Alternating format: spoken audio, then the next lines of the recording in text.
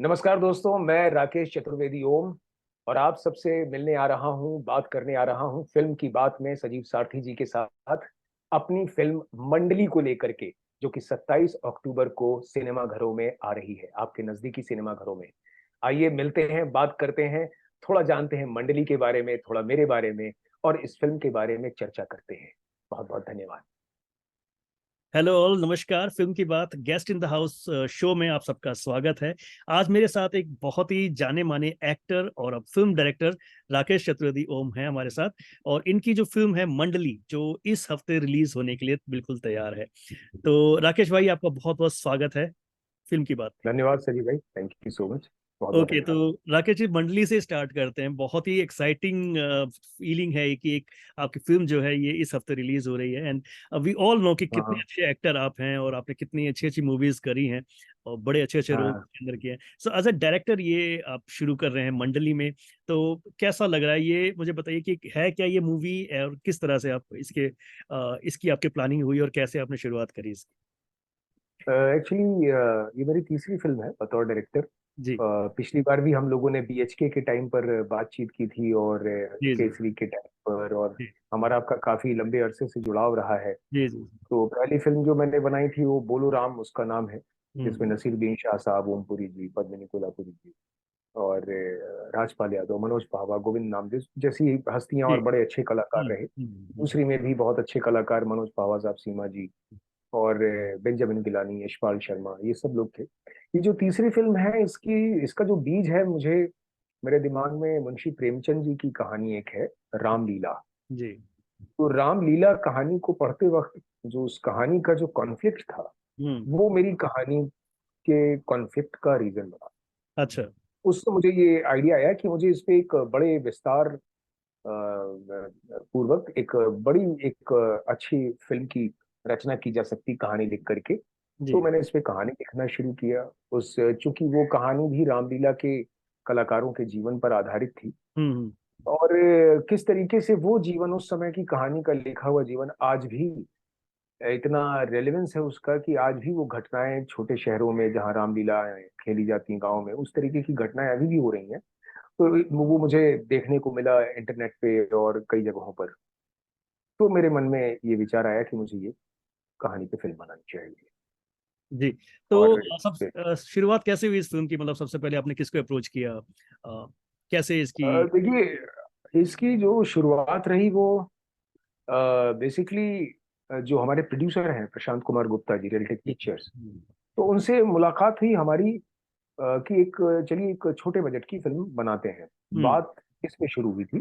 फिर कहानी हम लोगों ने कई बाउंस करनी शुरू की, उनको सभी कहानी पसंद आई, लेकिन ये कहानी में उनको बहुत एक ऐसी चीज दिखी जो आज तक इस तरीके की कहानी पर कोई सिनेमा नहीं बना, अच्छा। जिसमें इतना डिटेल में और इतना मनोरंजक तरीके से रामलीला के अभिनेताओं की जीवन को दर्शाया जाए और उसको लेकर के एक फिक्शन, एक रोमांचकारी कहानी तैयार की जाए। लिखी भी तो आपने हाँ, कहानी मैंने इसकी पूरी तैयार की। फिर बाद में मेरे साथ स्क्रीन प्ले और राइटिंग में जो डायलॉग्स के लिए वो दो लोग और जुड़े, हम्म। पल्लव जैन और विनय अग्रहरी, दो लोग। जी। तो बाकी पूरा स्ट्रक्चर मैंने ही तैयार किया था। तो उसके बाद ये उनको जब मैंने सुनाया, तो उन्होंने तुरंत इस कहानी पे हाथ रखा और कहा कि हम यही फिल्म बनाएंगे। मैंने कहा सर, हम तो छोटे बजट की फिल्म बनाना चाह रहे थे, ये मैंने ऐसे ही आपको जिक्र कर दिया। तो कहते नहीं नहीं, आप इसमें आप चिंता मत कीजिए, हम कहीं से भी पैसे उठाएंगे, कुछ भी करेंगे, चूंकि इस कहानी का सामने आना बहुत जरूरी है, इसलिए हम कैसे इस फिल्म को बनाएं वो हम करते हैं। फिर उन्होंने अपने दोस्तों से बात की, कई जगहों से पैसे उठाए और इस फिल्म को अपने अंजाम तक पहुंचाया, और आज 27 अक्टूबर को ये पिक्चर सिनेमा के पर्दे पर लोगों के सामने आने जा रही है। जी जी। जी राकेश जी, तो ये जो शिफ्ट है फ्रॉम एक्टिंग टू डायरेक्शन, ये कितना स्मूथ रहा? मतलब ये आपने कब डिसाइड किया कि भाई अब ठीक है, अब डायरेक्शन में जाना चाहिए, मुझे थोड़ा और वाइडर एंगल चाहिए अपनी अपनी बात कहने का या जो भी? ये मेरा शिफ्ट नहीं होता है, मेरा ये चलता रहता है। अच्छा। मेरा मतलब कि मैं शिफ्ट तो करता ही नहीं, मैं शुरू से ही, जब मेरे पास एक्टिंग के प्रोजेक्ट्स होते हैं तो मैं डायरेक्शन का काम नहीं कर रहा होता।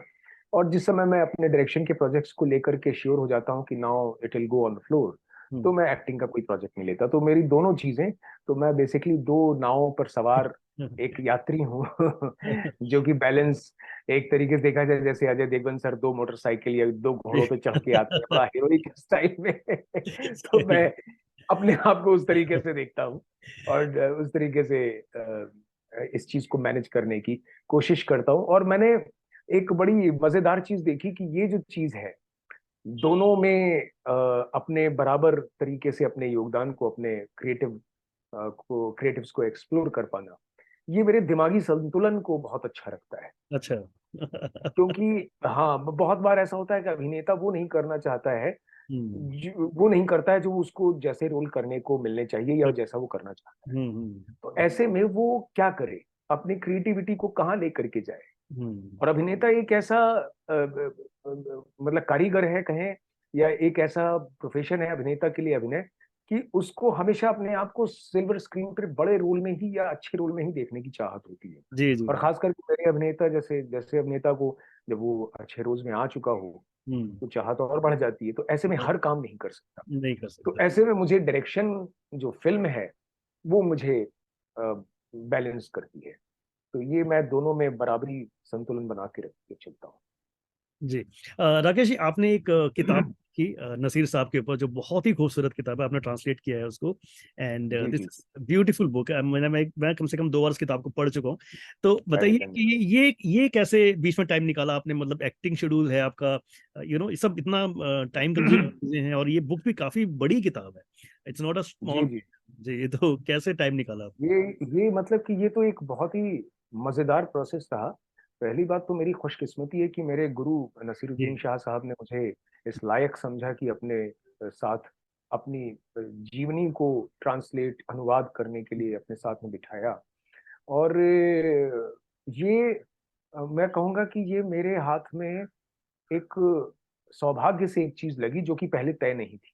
हम्म। पहले ये था कि पेंगुइन ने निकाली थी ये क्या नाम है किताब इंग्लिश में उनकी वन हम्म। फाइन हम्म। डे, जो कि आ चुकी थी पहले उनकी ऑटोबायोग्राफी। हम्म। इसका ट्रांसलेशन जाना था। हम्म। तो जिस सज्जन को नसीर सर ने पहले दिया था तो उससे वो बहुत खुश नहीं थे। अच्छा। तो हाँ, चूंकि मैं उनके साथ मतलब कि ऐसा नहीं है कि उन्होंने खराब काम किया था, लेकिन जिस तरीके की रूपरेखा या जिस तरीके का स्ट्रक्चर वो चाह रहे थे, और हम्म। चूंकि वो जनाब रहते भी दूर थे तो उस तरीके का कम्युनिकेशन भी नहीं हो पा रहा था। हम्म। तो ऐसे में उन्होंने, चूंकि हम लोग साथ में काम करते हैं, काफी सालों से जुड़े हुए हैं थिएटर में, तो हम्म। उनका ये जो हम लोग की बातचीत थी लिटरेचर को लेकर के, कहानियों को लेकर के जो डिस्कशन होना, प्लेज को लेकर के होना, तो एक वो अंडरस्टैंडिंग ऑलरेडी पहले से थी।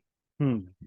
तो चर्चा में उन्होंने बस इतनी सी बात कही कि मैं कुछ कुछ शुरू करूंगा, करना चाह रहा हूँ, उसमें कुछ चेंजेस करना चाह रहा हूँ, तो तुम बैठो और हम साथ में इसको करते हैं।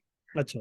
और आप विश्वास नहीं करेंगे कि जब वो चीज होनी शुरू हुई, हम्म। हालांकि हमें इसको करने में, चूंकि वो बहुत ही व्यस्त अभिनेता हैं और हम्म। साथ साथ रंगकर्म भी लगातार करते रहते हैं, अ, उसमें टाइम मैच करते करते निकालते निकालते इस किताब को बाहर आने में 3 साल का वक्त लगा। अच्छा। इस इस अनुवाद को पूरा होने में। जी। लेकिन जब ये अनुवाद पूरा होकर के सामने आया, क्योंकि फिर वो चीजें ऐसी बनती गई कि हम्म। जब दो अभिनेता गुरु और चेला साथ में बैठे हों, तो फिर वो दोनों उस चीज जी को जी। लेकर के कितना खेलेंगे कि जब हम मंच पे जो खेलते हैं तो वो हमने किताब में भी, अनुवाद में भी खेलना शुरू कर अच्छा। दिया। और ओके। उसमें उनको मजा आने लगा। तो ओके। हम लोगों को मजा आया, और फिर उन्होंने उस स्ट्रक्चर को, जैसा कि इंग्लिश में था, उस स्ट्रक्चर को ऑलमोस्ट रखते हुए लेकिन इतनी नई चीजें उसमें डाली कि हम्म। आखिरी में उन्होंने उनको उनके जबान से निकला कि ये मेरा वर्जन जो है ये शायद इंग्लिश से भी ज्यादा बेहतर है। बिल्कुल, मुझे तो भी ये ये बात, लगता है, क्योंकि मैंने हाँ, इंग्लिश तो पढ़ी नहीं है। बट जिस तरह से वो जी लिखा है आपने, वो लगता नहीं है कहीं से कोई अनुवाद है। मतलब उसकी जो जी जी वो, लैंग्वेज है, उसका जो स्ट्रक्चर है, वो सब बहुत मतलब मजेदार लगता है, बहुत मजेदार।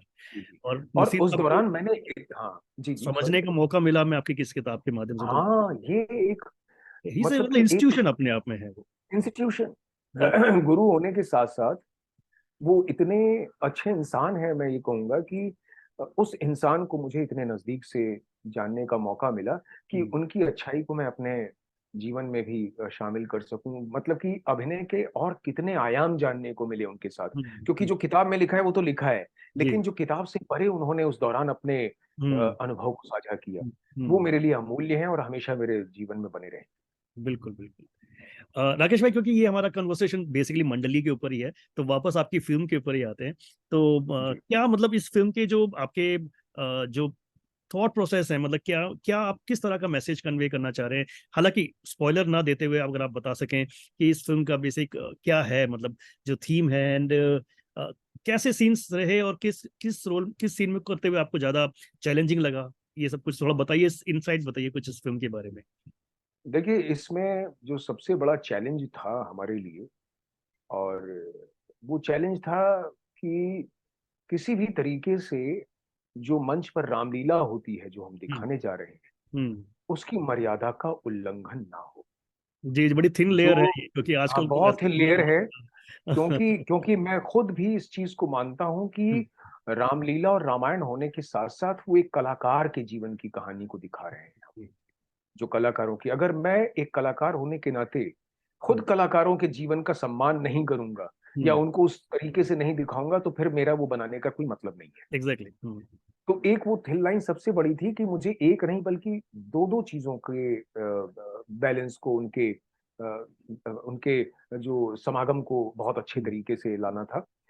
तो और तीसरी चीज जो थी कि वो जो कॉन्फ्लिक्ट था, हम्म। जो जो कि रामलीला कहानी में भी है, अच्छा। कि चलते, जो कि हमने ट्रेलर में भी इस चीज को रिवील किया है कि किस तरीके से छोटी जगहों में, मैं बड़ी जगहों को नहीं कहूंगा और ना ये कहूंगा कि सभी लोग ऐसा कर्म करते हैं, हम्म। कि दर्शकों को आकर्षित करने के लिए चलती रामलीला में बीच में रोक करके कभी कोई बंदूक लेके नाचने लगता है, तो कभी कोई सलाम इश्क तू मेरी जान जरा कबूल कर ले गाना चला के लड़कियों को नचवा देता है, एग्जैक्टली। और कभी किसी तरीके का आइटम सॉन्ग होने लगता है, इनफैक्ट जब हम जो लोग कि छोटे थे, मैं आपको बताना चाहूंगा कि हम लोग जब छोटे थे तो हमारे यहाँ रामलीला होती थी हमारे मोहल्ले में।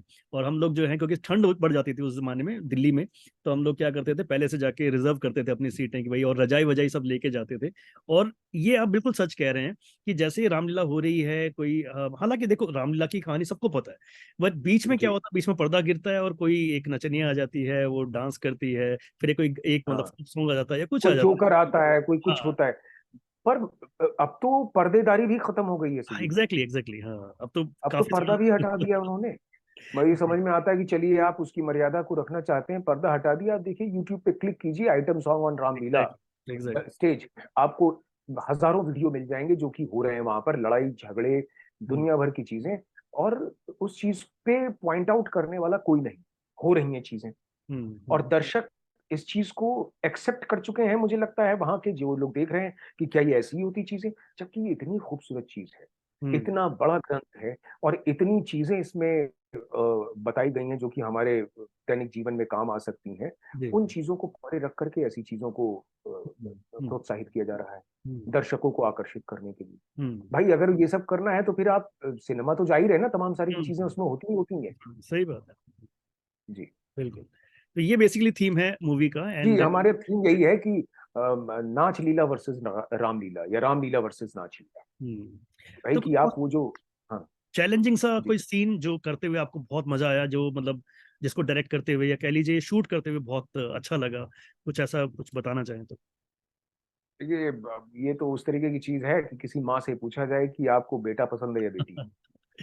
जी जी। तो तो हमारे फिल्म इंडस्ट्री में ये कहावत मशहूर है कि जब पिक्चर का प्रिंट निकल रहा होता है, या उसका फाइनल डीसीपी या कॉपी निकल रही होती, तो बेसिकली बेटी हम घर से निकाल रहे होते हैं। तो राइट। उस बेटी में मेरे बेटे भी छुपे हैं, और मेरा एग्जैक्टली। पूरा परिवार छुपा है, मेरी मंडली में मेरा पूरा परिवार, परिवार को भी अगर हम कहें तो मंडली कह सकते हैं। तो जो मेरे सारे साथियों ने, तो किसी एक सीन को कहें, क्योंकि मैंने हर सीन में, आप देखेंगे, उस सच्चाई को, उस खूबसूरती को पिरोने की कोशिश की है, कि जब एक सीन दूसरे सीन पे जाए, तो आपको कहीं भी कोई झटका या किसी तरीके की ये ना लगे कि अरे ये क्या हो गया। हम्म। हम्म। आप उसी सुंदरता, उसी खूबसूरती, उसी इमोशन से दूसरे इमोशन में ट्रैवल करें जिसकी उस सीन में जरूरत है, और जो कहानी को कहने की आवश्यक, जहां पर उसको आगे बढ़ाने की आवश्यकता है।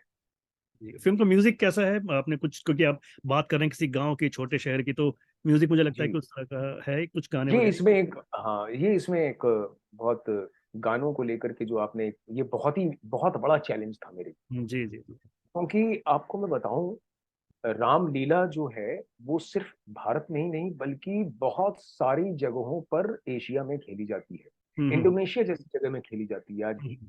जी जी। उनको उसको वो अपने पूर्वज मानते हैं। वहां हम्म पर कि हमारे पूर्वजों की ये कहानी है जिनको हमें करना, कहना, दिखाना, सुनाना बहुत जरूरी है। हम्म।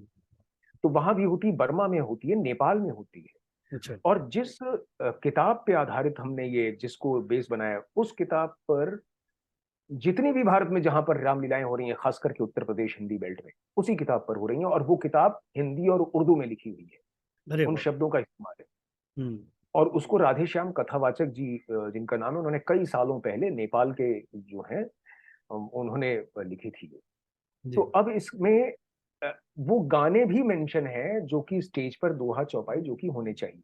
हम्म। मेरे लिए चैलेंज था कि मुझे इस सिनेमा के माध्यम से ऐसा दिखाना है कि जिससे कि दर्शक इसे देखने के बाद कहें कि अरे, हमें भी चलकर मंच पर होने वाली रामलीला देखनी चाहिए। ये इतनी खूबसूरत अगर स्टेज पर, ये सिनेमा के पर्दे पर है, तो हम्म ये कितनी खूबसूरत असल में होगी। हम्म। मेरे लिए ये चैलेंज था। तो उसमें जब नाट्य मंडली आती है, तो मैंने उसमें एक बड़ा अच्छा फ्यूजन किया है कि जो मथुरा के ही रियल ओरिजिनल कलाकार थे रामलीला के, उनसे लेकर के मैंने छोटे छोटे जो बैकग्राउंड में चलने वाले या स्टेज पे होने वाले संगीत है, उनका मैंने कॉम्पोजिशन तैयार करवाया। जो हमारे वहाँ का म्यूजिक देख रहे थे मिस्टर पंकज, हम्म वो तैयार करवाया। और जो हमारे फिल्म के म्यूजिक डायरेक्टर है राहुल मिश्रा, हम्म। उनसे मैंने, जो मैं सिनेमा के जरिए मैं इस कहानी को कह रहा हूँ, उनसे इस पिक्चर की कहानी के हिसाब से 3 गाने तैयार करवाए।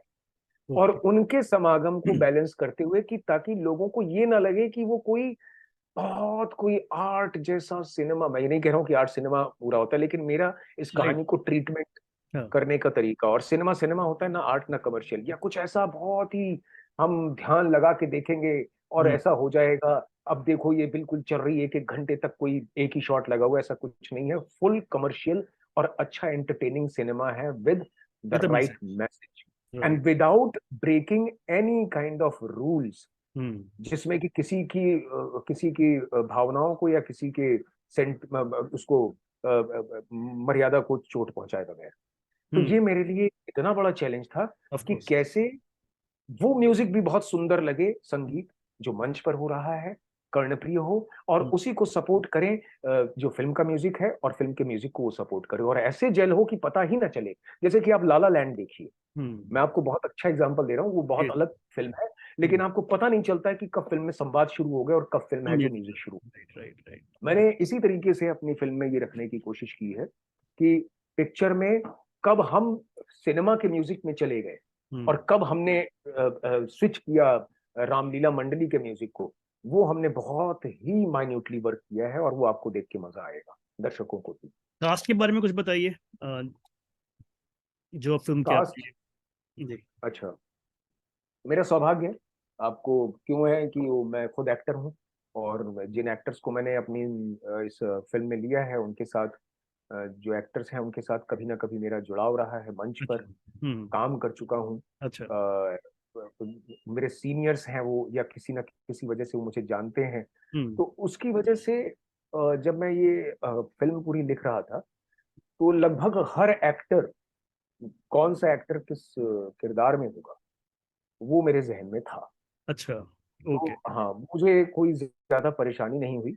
जैसे विनीत कुमार जी हैं, उन्होंने एक बहुत ही इंपॉर्टेंट रोल किया है, मेरे सीनियर हैं और बहुत सालों से मैं उनको जानता भी हूँ। हम हम्म लोग हम्म आपसी संवाद हमारा काफी सालों से है। हम्म इसी तरह से ब्रिजेंद्र काला जी हैं, हम्म। रजनीश दुग्गल जो है इस फिल्म में, इस फिल्म के बहुत ही चेरी ऑन द केक हैं वो। अच्छा। मतलब कि वो इस तरीके के रोल में आ रहे हैं कि देख करके लोग हैरान रह जाएंगे, और बहुत ही अच्छा काम किया उन्होंने। अच्छा। और जो हमारा कपल है, अभिषेक दुहन और आंचल मुंजाल, हम्म जो कि इतना सुंदर, मुझे, मैं कहूंगा कि मुझे जो इस फिल्म के लिए बिल्कुल अच्छा कॉम्प्लीमेंट, परफेक्ट जोड़ी चाहिए थी, हम्म। वो मुझे मिली इस फिल्म के लिए। और उतने ही अच्छे एक्टर्स मिले मुझे। नीरज सूद जी हैं, जो कि मेरे सीनियर हैं, और उन्होंने मेरी रिक्वेस्ट पे एक आकर के बहुत ही इंपॉर्टेंट और बहुत ही मजेदार किरदार आकर के किया। कुमार शुक्ला हैं, वो एफटीआई से हैं, और छिछोरे जैसी फिल्म में बहुत अच्छा जी जी। काम कर चुके हैं। हम्म। और कमलजीत सिंह सर हैं, जो कि उनसे उनको अच्छा। किसी परिचय के मोहताज नहीं। वो अलका अमीन जी हैं। अच्छा। तो अश्वथ भट्ट हैं, वो मेरे जूनियर हैं, साथ में हम लोग केसरी में बहुत अच्छा काम कर चुके हैं। हम्म तो इस तरीके से जितने भी एक्टर्स हैं, आप अगर देखेंगे मेरी फिल्म में, कोई भी आपको ऐसा नहीं लगेगा कि जो उस सुर में ना हो जो कि पिक्चर की कहानी को कहने के लिए तय किया गया है, निर्धारित किया गया है। जी वो सभी आपको उस अलाइनमेंट में मिलेंगे जो कि कहानी के लिए हेल्पफुल है। तो ये मेरा एक्टर होना मेरे लिए, मुझे कहते हैं, लगता है बहुत हेल्पफुल रहा। तो कास्ट करने में मुझे कोई कठिनाई नहीं हुई। हाँ, ये जो हमारा मथुरा के जितने एक्टर्स हैं, क्योंकि 10-11 जो लोग हैं हम्म वो तो हमने यहाँ से लिए, मुंबई से जो सारे सीजन्ड एक्टर्स और जो सारे ट्रेंड एक्टर्स हैं। लेकिन जो बाकी के एक्टर्स हैं वो मथुरा से हमने वहाँ रामलीला के जो एक्चुअल करते हैं, जी जो जी। वहां पर हर साल काम करते हैं, उनको लिया, उनको ट्रेन किया, वर्कशॉप की, यहाँ भी एक्टर्स के साथ वर्कशॉप की। तो ये हमारा प्रोसीजर रहा। बहुत ही इंटरेस्टिंग लग रही है राकेश जी, जितना आपने बताया उसके बाद। तो चलिए कुछ जल्दी से कुछ क्विक राउंड ऑफ क्वेश्चंस कर लेते हैं, जल्दी से जो आपके माइंड में आता है वो बताइएगा। कोई ऐसे पुराने डायरेक्टर की कोई मूवी, इंग्लिश या हिंदी कोई भी हो, जिसको आपको दोबारा से रिक्रिएट करने का मौका मिले, तो कौन सी फिल्म होगी और कौन से डायरेक्टर होंगे? अच्छी फिल्म को मैं कभी रिक्रिएट नहीं करूंगा, राइट। कभी नहीं फैंटास्टिक करूंगा, आंसर। कभी नहीं करूंगा। मैं उसको कई बार देखूंगा और उसको सैल्यूट करूंगा, उससे सीखूंगा और आगे अपने कामों में से मैं कभी नहीं करूंगा रिक्रिएशन और किसी भी तरीके का। हालांकि मेरी पहली फिल्म रीमेक थी, जो कि उस समय मुझे, मैं कहूंगा कि चूंकि सामने जिस तरीके की जिम्मेदारियां थी और जो लिख रहा था, लेकिन मैं किसी भी अच्छे फिल्म या अच्छे डायरेक्टर की फिल्म को रीमेक नहीं करूंगा। ओके, बोलो राम आप कह रहे हैं, बोलो राम रीमेक थी? जी, रीमेक थी, साउथ की किसी राम फिल्म की। अच्छा अच्छा। तो चूंकि प्रोड्यूसर ने राइट्स लिए थे और हम लोग लिख रहे थे, चूंकि मैं उसमें केवल राइटर था, और हम्म। बाद में धीरे धीरे इस तरीके की स्थितियां पैदा हुई कि मुझे वो निर्देशित भी करनी पड़ी। लेकिन इन फ्यूचर मैं कभी भी किसी फिल्म को रीमेक करने के फेवर में नहीं। जी। कोई ऐसा कैरेक्टर जो आपकी तमन्ना हो कि आप प्ले करें, कोई भी पर्टिकुलर कैरेक्टर, मतलब उस जैसा कैरेक्टर आप आने वाले अपने कैरियर में करना चाहें, जो बहुत इंस्पायरिंग हुआ? बहुत है ये तो, मैं तो लिस्ट दे दूं आपको, लालच भरा सवाल है ये तो। एक्टर से ये पूछा जा रहा है या किसी भी भूखे से ये पूछा जा रहा है कि तेरे सामने रसगुल्ला पड़ा है और तेरे सामने गुलाब जामुन पड़ा है, क्या खाएगा? वो तो दोनों हाथों से उठा लेगा। बट अपार्ट फ्रॉम फन, बहुत सारे ऐसे किरदार हैं। मतलब किस पे हाथ रखूं कोई कि भी जो जल्दी से आता हो माइंड में। अगर मदर इंडिया का फादर वर्जन बने तो मैं वो करना चाहूंगा। Father version, okay. Good good. Father India अगर वो बने तो मैं वो सबसे पहले करना चाहूंगा। क्योंकि तो जब भी मैं उसमें नरगिस जी को देखता हूँ तो मतलब कि लगता है कि काश ये कभी कोई लिखे इस पे तो मुझे करने का मौका मिले। आप खुद लिख सकते हैं। पहली चॉइस होगी इंडियन। हाँ, मतलब कि मैंने कहा ना, वो हिमाकत भी मैं नहीं करूंगा, राइट राइट। क्योंकि जो अच्छा बन गया है, लेकिन अगर किसी ने लिखा तो मुझे उससे करने से कोई गुरेज नहीं है। पर्सनली एज ए डायरेक्टर मैंने, मेरी मेरी थिन लाइन बहुत साफ है मेरे सामने बिल्कुल बिल्कुल। कि मुझे बतौर डायरेक्टर किन चीजों का ख्याल रखना है और बतौर एक्टर किन चीजों को नहीं छोड़ना है और किन चीजों को छोड़ना है। राकेश जी, बहुत बहुत शुभकामनाएं आपको इस फिल्म के लिए, और आई होप कि ये सारी जितनी भी प्रॉब्लम्स आ रही हैं ये सब दूर हों, और ये फिल्म जो है बहुत अच्छे से लोग रिसीव करें, जो मैसेज आप जी जी कन्वे जी करना चाहते हैं वो लोगों तक पहुंचे और सबको पसंद आए। तो आपको जी बहुत सारी सजीव भाई, शुभकामनाओं के साथ, आपके अगले प्रोजेक्ट के साथ हम फिर दोबारा मिलेंगे। तो आपको जरूर सजीव भाई, हमारा आपका ये मिलना जी और ये बात करना जारी रहे, क्योंकि हमेशा आपसे बात करके बहुत खुशी होती है, बहुत जी, मजा आता है। Thank you Rakesh. और आप फिल्म देखिए, लोगों से ज्यादा कहिए बिल्कुल कि देखूंगा। 27 तारीख को आए, मंडली यानी अपने पूरे परिवार को लेके मंडली देखने। मंडली देकर, राइट। क्योंकि क्योंकि सेंसर बोर्ड ने फिल्म पे कोई आपत्ति नहीं की थी, खत्म होते ही पूरी कमेटी ने बोला था बहुत ही पारिवारिक और अच्छी फिल्म है।